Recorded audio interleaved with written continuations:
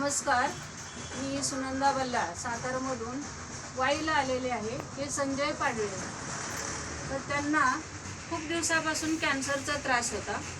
तर 1 महिन्यापूर्वी त्यांना ही अमृत ज्यूसची बॉटल दिलेली आहे. तर त्याच दादांना विचारूया आपण की बॉटल घेतल्यापासून तुम्हाला काय फरक पडला. त्यांचा जखम पण दाखव, जखम दाखव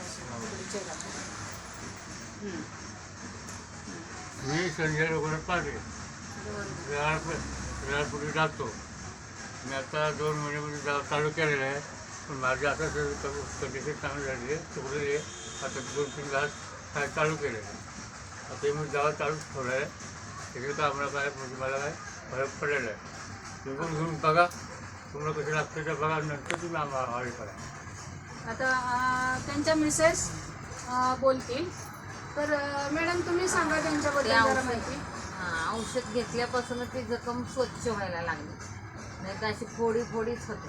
पण जशी चालू केली गाठ आलेली होती. गाठ आली, पण ती जसे औषध घेतले ना तशी ती घाण सगळी काढली बाहेर त्या औषधांना आणि सुकवा मारले.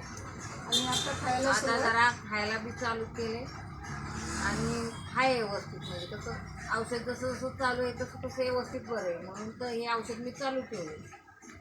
तरी ह्यांनी खूप छान रिझल्ट आलेला आहे. तर लोकांना काय सांगाल तुम्ही की तुमच्या मिस्टरांचा कॅन्सर सारखा आजार बरा होत चाललेला आहे?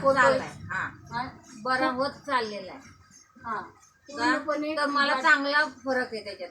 की पहिलं लई गाठी होत्या मोठ्या मोठ्या, पण आता ती पूर्ण बसले. घाण सगळी काढली त्या जखमी अमृत ज्यूसमुळे पडलेला आहे.